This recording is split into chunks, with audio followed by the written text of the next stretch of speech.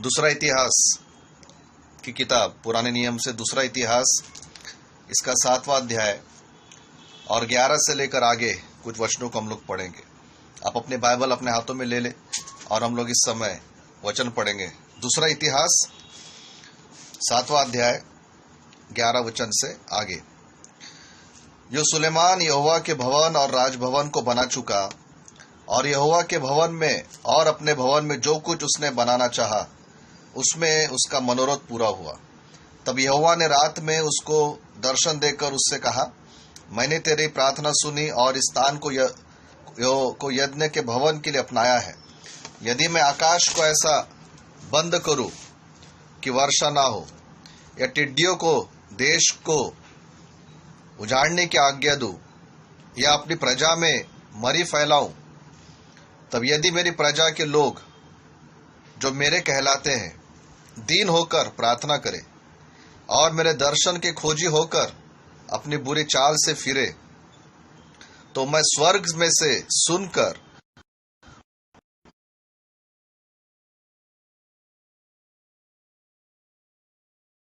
जो प्रार्थना इस स्थान में की जाएगी उस पर मेरी आंखें खुली और मेरे कान लगे रहेंगे, क्योंकि अब मैंने इस भवन को अपनाया और पवित्र किया है कि मेरा नाम सदा के लिए इसमें बना रहे। मेरी आंखें और मेरा मन दोनों नित्य यही लगे रहेंगे।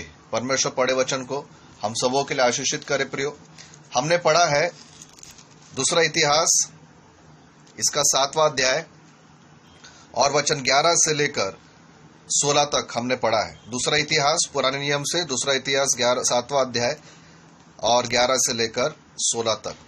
प्रियो, आज जिस बात पर आज हम मनन करेंगे वो विषय ये है कि परमेश्वर की दया और हमारी जिम्मेदारी।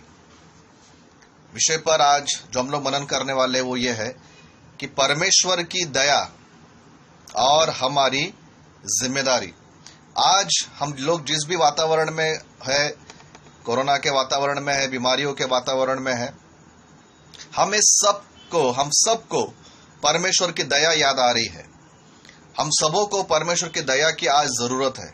हम सब लोग पुकार रहे हैं कि परमेश्वर हम पर दया कर, हमारे परिवार पे दया कर, हमारे प्रियजनों पर दया कर, हमारे देश पर दया कर।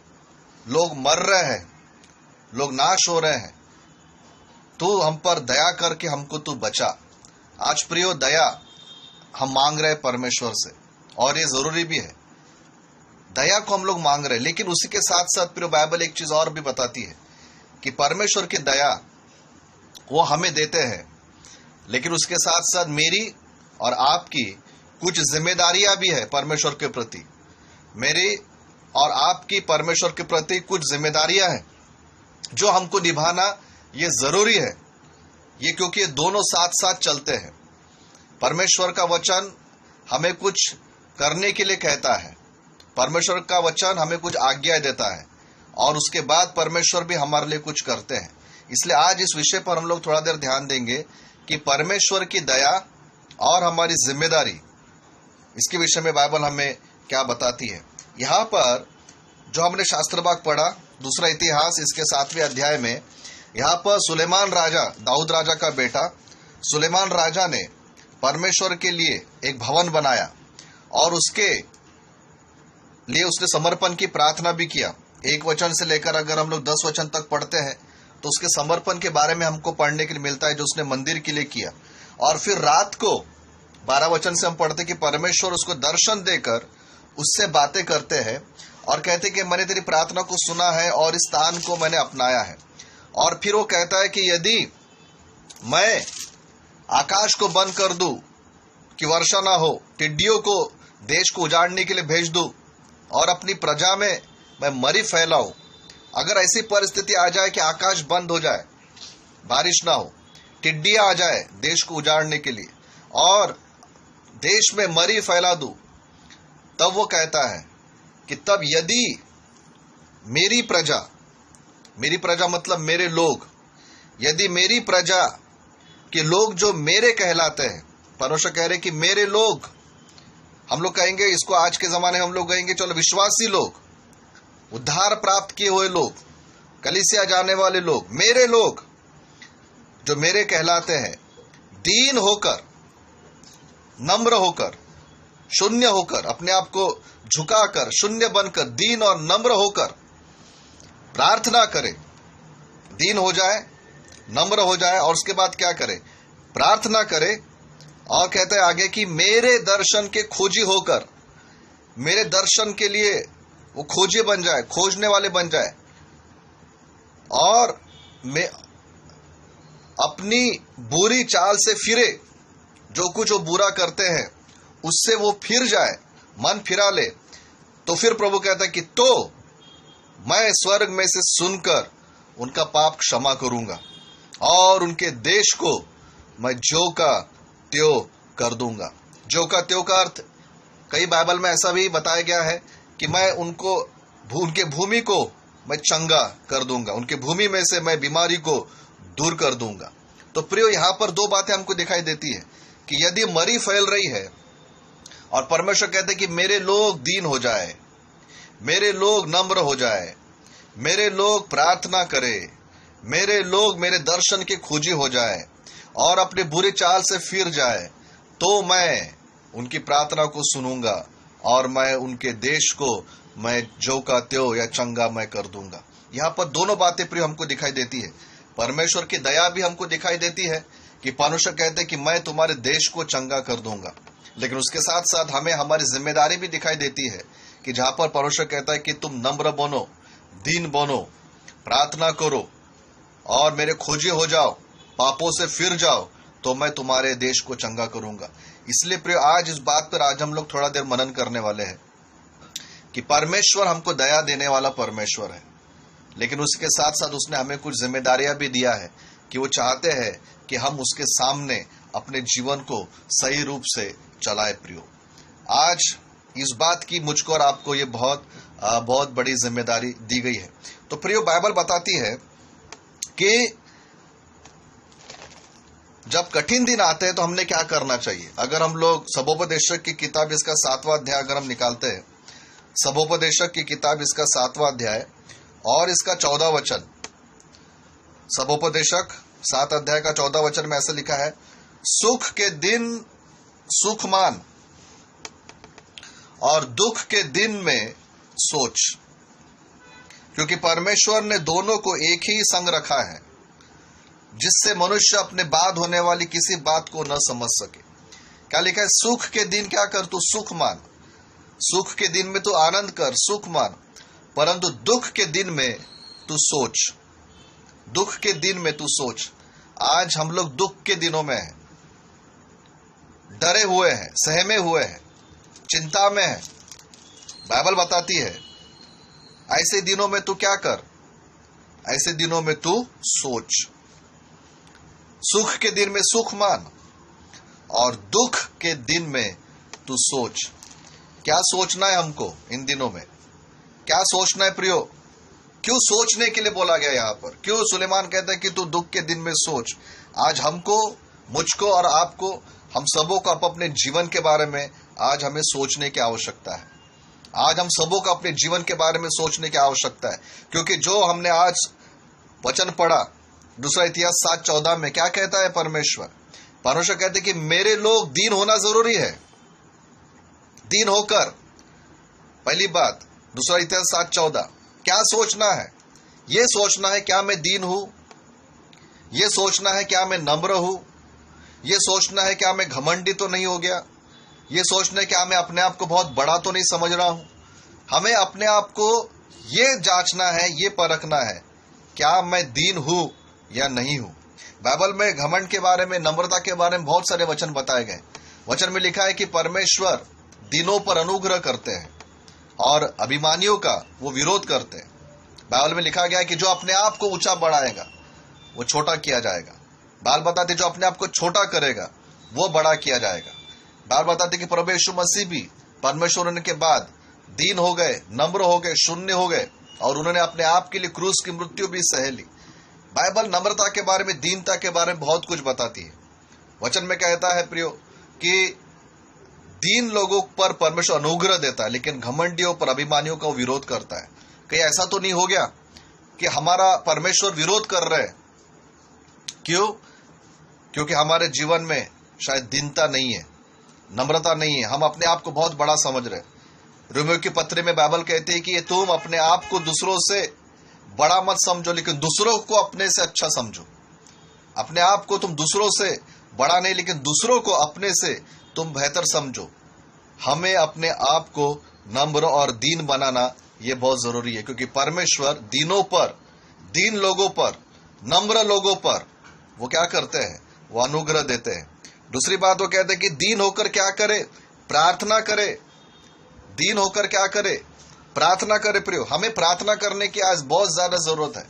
हमें मालूम है कि हमें प्रार्थना करने की जरूरत है, लेकिन दुख की बात यह है कि हम प्रार्थना के बारे में बातचीत तो बहुत करते हैं, प्रार्थना के बारे में हम प्रचार बहुत सुनते हैं, प्रार्थना के बारे में प्रचार बहुत करते हैं, प्रार्थना के बारे में किताबें भी बहुत पढ़ते हैं, प्रार्थना के बारे में व्हाट्सएप पर हम लोग बहुत सारे संदेश भेजते हैं, प्रार्थना के बारे में वचन हम लोग व्हाट्सएप ग्रुप पर हम लोग भेजते रहते हैं, लेकिन स्वयं प्रार्थना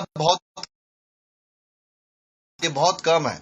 हम दूसरों को बताते हैं कि हमने प्रार्थना करना चाहिए, सब बताते हैं, लेकिन व्यक्तिगत कितनी प्रार्थना करते हैं यह आज मैंने और आपने सोचने की जरूरत है। कितना घंटा हम लोग प्रार्थना में बिताते हैं, कितने मिनट हम लोग प्रार्थना में बिताते हैं।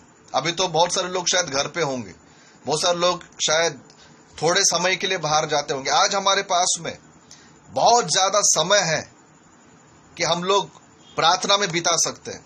कितने तो भी लोग आज मर रहे हैं, कितने तो भी लोग आज नाश हो रहे हैं, कितने तो भी लोग आज दुख में है। आज हम शायद अपने घर पर हैं, कई लोग तो हॉस्पिटल में, आईसीयू में है, ऑक्सीजन पर है, वेंटिलेटर पर है। लेकिन आज तो हमारे पास में टाइम है ना, क्या हम लोग प्रार्थना नहीं कर सकते? 10 मिनट प्रार्थना करने वाले लोग क्या 20 मिनट प्रार्थना नहीं कर सकते? आधा घंटा प्रार्थना करने वाले लोग क्या 1 घंटा प्रार्थना नहीं कर सकते? 1 घंटा प्रार्थना करने वाले लोग क्या 2 घंटा प्रार्थना नहीं कर सकते? प्रार्थना करना ये बहुत जरूरी है, हमारी जिम्मेदारी है। कई बार हम परमेश्वर से नाराज हो जाते हैं कि परमेश्वर हमको दे नहीं रहा है, क्योंकि शायद हमने मांगा नहीं है, जैसे प्रार्थना हमने करनी चाहिए वैसे हमने किया नहीं है। इसलिए दूसरी बात बाइबल यहाँ पर क्या बता रही है कि दीन हो जाओ, नम्र हो जाओ, शून्य हो जाओ, घमंडी मत रहो। किस बात का तुम घमंड करते हो? घमंड छोड़ दो, दीन हो जाओ। दूसरी बात वो कहता है कि तुम दीन होकर प्रार्थना करो, और बाद में कहता है कि मेरे दर्शन के खोजी हो जाओ। दर्शन के खोजी मतलब परमेश्वर के उपस्थिति में तुम रहना शुरू कर दो, परमेश्वर की संगति में रहना तुम शुरू कर दो। हमें परमेश्वर की उपस्थिति में रहना है, ये बात को हमको सीखना बहुत जरूरी है। एलिया दास से कहता है कि मैं तो उसके सन्मुख हमेशा खड़ा रहता हूं, है ना, हमेशा तुम मेरे सामने तुम बने रहो। और आगे का एक वचन अगर हम लोग पढ़ेंगे, यहाँ पर क्या लिखा है? 17 वचन में ऐसा लिखा है, यदि तो अपने पिता दाऊद के समान अपने को मेरे सन्मुख जानकर चलता रहे। यदि सुलेमान को बोल रहा है कि यदि तो अपने पिता दाऊद के समान खुद को, अपने को मेरे सन्मुख जानकर चलता रहे, मतलब कह रहा है कि तू ऐसा चल कि जैसा तू मेरे साथ साथ चल रहा है। मैं सिर्फ चर्च में नहीं हूं, मैं सिर्फ तेरे घर में प्रार्थना के टाइम पे नहीं हूं, मैं तेरे साथ 24 घंटे रहना चाहता हूं। मैं चाहता हूं कि तू मेरे साथ, मेरे ऐसे संगति में चल कि हम दोनों 24 घंटे साथ साथ चल रहे। इस उपस्थिति की आज मुझको और आपको जरूरत है। परमेश्वर की इस उपस्थिति की हमें आवश्यकता है कि हम लोग सिर्फ 1 घंटे के लिए, कुछ समय के लिए प्रभु के साथ न रहे, लेकिन हम लोग अधिक से अधिक समय तक हम लोग परमेश्वर के संगति में रहे। इसलिए वो कहता है कि उसके दर्शन के खोजी होकर हमें उसके साथ समय बिताना है। और आगे ऐसा लिखा है कि अपनी बुरी चाल से फिरे। फिर कहता है कि अपने बुरी चाल से तुम फिर जाओ। हम जानते हैं कि हमारे जीवन में कौन सी कमियां हैं, हम जानते हैं कि हमारे जीवन में कौन से पाप है, कौन सी बुराइयां हैं जो हमारे और हमारे परमेश्वर के बीच में दीवार का काम करती है, एक रुकावट का काम करती है। बाइबल बताती है कि तुम अपने आप को दीन करो, तुम प्रार्थना करो और मेरे दर्शन के खोजे हो जाओ। और कहता है कि मुझे तुम अपने बुरे चाल से तुम लोग फिर जाओ। आज प्रियो, मुझको और आपको ये जरूरी है कि हम लोग हमारे जीवन से उन सारे बुराइयों को दूर कर दे, जो बुराइयां मेरे और आपके परमेश्वर के बीच में आकर खड़ी हो जाती है। क्योंकि वचन में लिखा है कि परमेश्वर कहता है कि मेरा हाथ इतना छोटा नहीं है कि मैं तुम्हारी मदद न कर सकूं। प्रभु कहता है कि मेरे कान बहरे नहीं है कि मैं तुम्हारी सुन न सकूं, मेरी आंखें अंधे नहीं है कि मैं तुम्हारे दुख को देख न सकूं। मुझे सब दिख रहा है, मैं सब सुन रहा हूं। मैं तुम्हारी मदद करने के लिए मेरे हाथों को अगर भेजूंगा तो तुम वहां से बाहर आ जाओगे। लेकिन सवाल यह है, क्या तुम अपने बुरे चाल से फिरना चाहते हो? क्या तुम अपने बुरी चाल को छोड़ना चाहते हो? मैं जानता हूं कि मेरे जीवन में कहां पर पाप है, कहां पर कमियां हैं। आप जानते हैं कि आपके जीवन में कहां पर गलतियां हैं, पाप है जो परमेश्वर को पसंद नहीं है। आज मैंने अपने पापों को, अपनी गलतियों को छोड़ देना चाहिए। आपने अपने गलतियों को, अपने पापों को छोड़ देना चाहिए। और तब परमेश्वर कहता है कि तो मैं स्वर्ग से सुनकर उनका पाप क्षमा करूंगा। प्रभु यहाँ पर एक सुंदर वायदा भी करते हैं कि क्या करूंगा मैं? जब तुम दीन हो जाओगे, जब तुम प्रार्थना करोगे, जब तुम मेरे दर्शन के खोजी हो जाओगे, जब तुम अपने बुरी चाल से फिरोगे, तो कहता है कि मैं स्वर्ग में से सुनकर क्या करूंगा? सबसे पहला काम क्या करूंगा? सबसे पहला काम क्या करूंगा मैं? वो कहता है कि सबसे पहला काम मैं करूंगा कि मैं तुम्हें क्षमा करूंगा। प्रियो, हम सबों को क्षमा की जरूरत है। क्षमा क्या करता है? क्षमा हमें परमेश्वर के साथ में एक संबंध में जोड़ देता है। आजकल हम लोग चंगाई के पीछे पहले भागते हैं, आशीष के पीछे पहले भागते हैं, मुझे क्या चाहिए इसके पीछे हम लोग आज पहले भागते हैं। चंगाई होना, मुझे पैसा होना, मुझे नौकरी होना, मुझे क्या होना, जो मुझे चाहिए उसके पीछे हम सबसे पहले भागते हैं। लेकिन परमेश्वर सबसे पहली चीज हमें क्या देना चाहते हैं? सबसे पहली चीज वो हमें देना चाहते हैं, और वो एक क्षमा। सबसे पहला कार्य जो परमेश्वर मेरे जीवन में करना चाहते हैं, जो आपके जीवन में करना चाहते हैं, वो है कि परमेश्वर मुझको और आपको क्षमा देना चाहते हैं। और जब क्षमा मिलती है तो बाकी के आशीषों के लिए रास्ते खुल जाते हैं। हम लोग सेकंड स्टेप पर पहले जाना चाहते हैं, दूसरे कदम पर पहले जाना चाहते हैं, दूसरा, तीसरा, चौथा, पांचवा पहले चाहिए। लेकिन पहला कदम क्या है? पहला स्टेप क्या है? पहला स्टेप है क्षमा प्राप्त करना। हमारे गलतियों के लिए माफी मांगकर परमेश्वर से क्षमा प्राप्त करना, ये सारे आशीषों का पहला कदम है। आज बहुत सारे लोग चंगाई क्यों नहीं पा रहे? क्योंकि वो क्षमा नहीं मांग रहे। आज कई सारे लोग मुसीबतों में से बाहर क्यों नहीं निकल रहे? क्योंकि वो क्षमा नहीं मांग रहे। कई लोग प्रार्थना का उत्तर क्यों नहीं प्राप्त कर रहे? क्योंकि वो क्षमा नहीं मांग रहे। उनको लगता है कि मैं अच्छा हूं, मैं भला चंगा, मैं एकदम पवित्र व्यक्ति हूं, मेरे जीवन में कोई पाप नहीं है, मेरे जीवन में कोई अधर्म नहीं है। लेकिन क्या पता, शायद हमको ऐसा लगता होगा कि मैं तो पवित्र व्यक्ति हूं, लेकिन परमेश्वर के नजरों में हम कितने गलतियां करते हैं परमेश्वर को ही मालूम है। कई बार हमारा मन हमको दोष नहीं देता, हमको लगता है कि नहीं मैं अच्छा हूं, लेकिन परमेश्वर जानते हैं कि हम कहां पर गलत है। तो क्या करना चाहिए? हमने सबसे पहले हमारे संबंध को प्रभु के साथ में सही बनाना चाहिए, और वो एक क्षमा मांगने के द्वारा। परमेश्वर का हाथ छोटा नहीं है कि वो लोगों को कोरोना में से बाहर निकाले। परमेश्वर चाहते कि बेटा पहले तू अपना रिश्ता तो सही बना, पहले तू क्षमा तो मांग। मैं क्या करूंगा? मैं तुम्हारे प्रार्थनाओं को सुनकर तुम्हारे पापों को मैं क्षमा करूंगा। और दूसरी बात वो कहता है कि और उनके देश को मैं ज्यों का त्यों, मतलब चंगा कर दूंगा। मैं तुम्हारे देश को चंगा कर दूंगा। बीमारी भगाना मेरे लिए कोई बड़ी बात नहीं है, मौत को रोकना कोई बड़ी बात नहीं है, कोरोना को खत्म करना कोई बड़ी बात नहीं है, तुम्हारे आशीषों को देना कोई बड़ी बात नहीं है। मैं तुम्हारे देश को ऐसा ही चंगा कर सकता हूं। बस वचन बोल दूं तो सब कुछ क्लीन हो जाएगा। सिर्फ मैं एक आज्ञा दे दूं, सब कुछ ठीक हो जाएगा। लेकिन मैं चाहता हूं कि पहले तुम मेरे सामने नम्र बन जाओ, तुम दीन बनो, तुम शून्य हो जाओ, प्रार्थना करो, अपनी बुरी चाल से फिरो। मैं तुमको क्षमा करूंगा, तुम्हारे देश को मैं ज्यों का त्यों कर दूंगा। आज प्रियो, बहुत सारे लोग हर जगह लिख रहे हैं कि हमारे देश पर दया कर परमेश्वर, हमारे देश पे दया कर। मैं कई फेसबुक पर पढ़ रहा हूं और व्हाट्सएप पे पढ़ रहा हूं कि हम लोग बोल रहे पुकारो, परमेश्वर को पुकारो, चंगा करे, चंगा करे, चंगा करे। बहुत ही कम लोग हैं जो ये बोल रहे हैं कि परमेश्वर हमारे पापों की तो हमें क्षमा कर। बहुत ही कम लोग हैं ये जो ये बोल रहे प्रभु जी हमने अपराध किया, हमें तू क्षमा कर।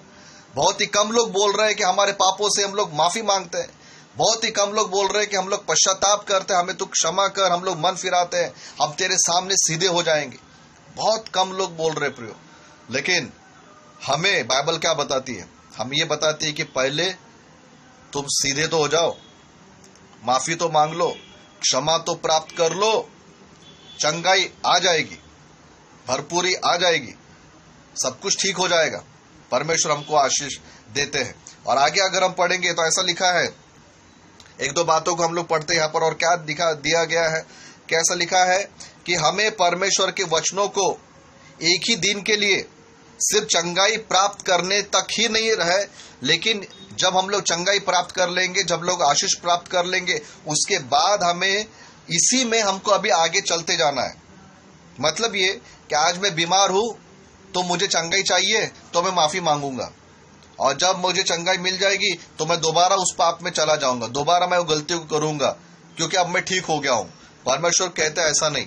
प्रभु कहते हैं, अगर हम लोग 17 वचन को पढ़ते हैं तो ऐसा लिखा है कि तू चलता रहे, यदि तू अपने पिता दाऊद के समान अपने को मेरे सन्मुख जानकर चलता रहे, कंटिन्यू चलता रहो।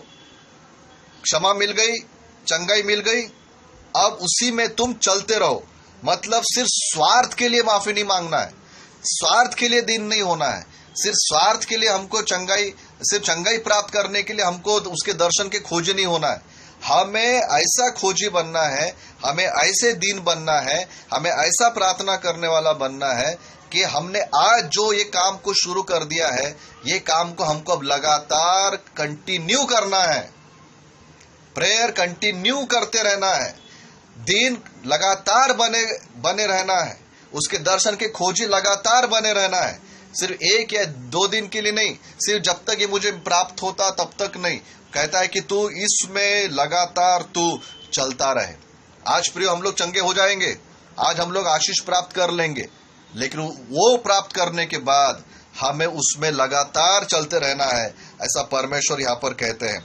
और आगे ऐसा लिखा है 19 वचन में कि परंतु यदि तुम लोग फिरो और मेरी विधियों और आज्ञाओं को जो मैंने तुमको दी है त्यागो, और जाकर पराय देवताओं की उपासना करो और उन्हें दंडवत करो, तो मैं उनको अपने देश में से जो मैंने उनको दिया है जड़ से उखाड़ दूंगा, और इस भवन को जो मैंने अपने नाम के लिए पवित्र किया है अपनी दृष्टि से दूर करूंगा, और ऐसा करूंगा कि देश देश के लोगों के बीच में उसकी उपमा और नाम धराई चलेगी। क्या कह रहे हैं परमेश्वर? परमेश्वर कह रहे हैं कि तुम मेरी उपासना करना, मेरी आराधना करना, मेरे नाम को तुम ऊंचा उठाना, तुम पलटना मत, तुम फिरना मत, तुम मेरे तरफ पीठ मत दिखाना, तुम मुझको त्याग मत देना, तुम मेरे पीछे चलते रहना। नहीं तो क्या होगा कि मैं तुम्हारे ऐसी परिस्थिति आएगी कि तुम्हारे ऊपर में बदनामी आ जाएगी, लोग तुम्हारी उपमा देंगे, मतलब लोग तुम्हारा उदाहरण देकर बात करेंगे, बदनामी तुम्हारी हो जाएगी।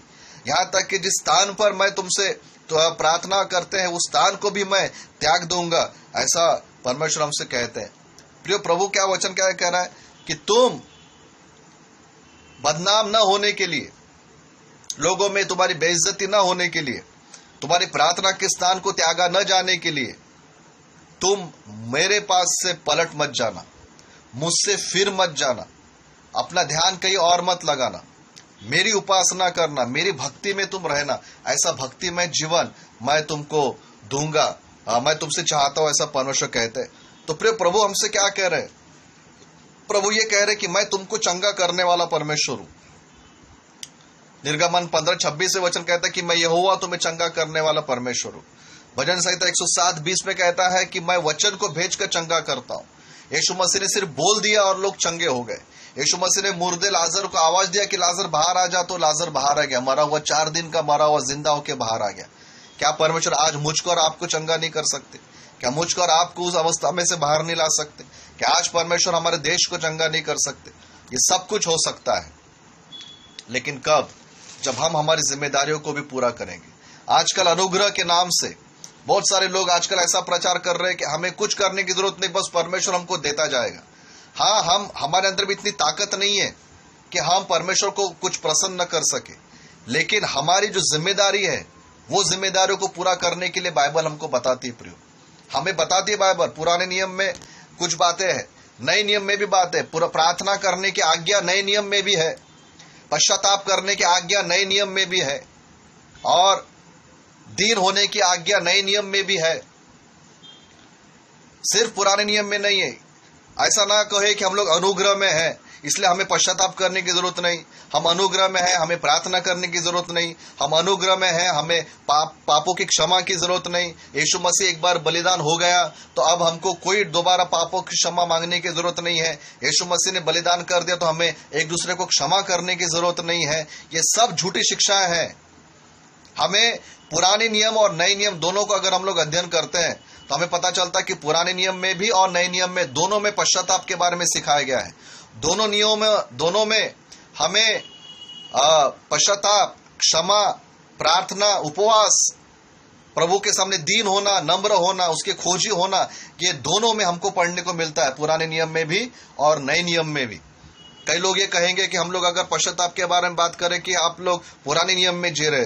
फिर ऐसा नहीं है। बाइबल बताती है नए नियम में हमें पश्चाताप सिखाया गया है, नए नियम में हमें क्षमा सिखाया गया है, नए नियम में हमें पवित्र जीवन सिखाया गया है। और प्रभु कहता है कि यदि तुम मेरे जो लोग हैं, यदि मेरे लोग जो मेरे नाम से बुलाए गए हैं, जो मेरे कहलाते हैं, वो दीन होकर प्रार्थना करे, वे दीन होकर प्रार्थना करके मेरे दर्शन के खोजी होकर अपने बुरे चाल से फिरे, तो प्रभु का वचन कहता है कि मैं उनको, उनके पापों को क्षमा करूंगा और उनके देश को मैं जो का त्यों करूंगा। पहले मैं तुम्हें क्षमा करूंगा और बाद में मैं तुम्हारे देश को मैं चंगा करूंगा। प्रिय परमेश्वर कर इस वचन के द्वारा हमें आशीष मिले। हम सोचे आज, मैं आज इस बात पर सोचूं, आप इस बात पर सोचिए कि हमारा जीवन कैसा है। क्या हम लोग नम्र है? क्या हम लोग दीन है? क्या हम प्रार्थना करने वाले लोग हैं? क्या हम लोग उसके खोजी है? क्या हम लोग उसकी उपस्थिति में रहने वाले लोग हैं? क्या हम पापों से फिरने वाले लोग हैं?